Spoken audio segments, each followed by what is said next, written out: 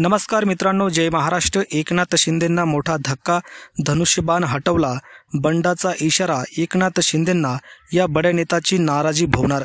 जाणून घेऊया सविस्तर अपडेट। तत्पूर्वी चॅनलवर नवीन असाल, बातमीपत्र यूट्यूब चॅनल सबस्क्राईब केलं नसेल तर सबस्क्राईब करून बेल आयकॉन नक्की प्रेस करा। तर जाणून घेऊया सविस्तर बातमी। राज्यातील सत्ता स्थापनेनंतर 2 दिवसापूर्वी महायुती सरकारचा मंत्रिमंडळ विस्तार पार पडला। यावेळी महायुतीच्या 39 मंत्र्यांनी शपथ घेतली। यात 33 कॅबिनेट तर 6 राज्यमंत्र्यांचा समावेश आहे।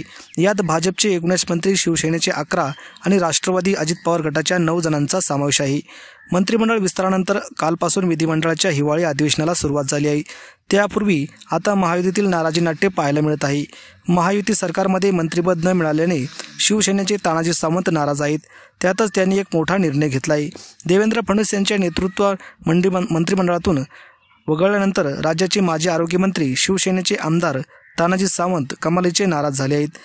आजाराचं कारण देत तानाजी सावंत हे अधिवेशन सोडून तडकाफडकी पुण्याला निघून गेले आहेत। आता या नाराजीचा पुढचा अंक म्हणून आमदार तानाजी सावंत यांनी त्यांच्या फेसबुकवर आणि इतर सोशल मीडियावरील धनुष्यबाणाचे चिन्ह हटवलं आहे। तानाजी सावंत यांच्या फेसबुकमध्ये बदल झाला विशेष म्हणजे धनुष्यबाण हटून त्यांनी बाळासाहेब ठाकरे यांचा फोटो असलेला "मी शिवसैनिक" असं स्टेटस ठेवले आहे। त्यामुळे तानाजी सावंत यांनी अप्रत्यक्षरित्या बंडाचा इशारा दिला आहे। मंत्रिपद न मिळाल्याने नाराजी असलेले तानाजी सावंत आता काय भूमिका घेणार याकडे संपूर्ण राज्याचं लक्ष लागलं आहे।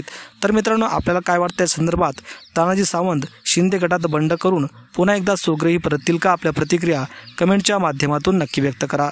बातमीपत्र यूट्यूब चॅनल सबस्क्राईब केलं नसेल तर सबस्क्राईब करून बेल आयकॉनला नक्की प्रेस करा। धन्यवाद। जय महाराष्ट्र।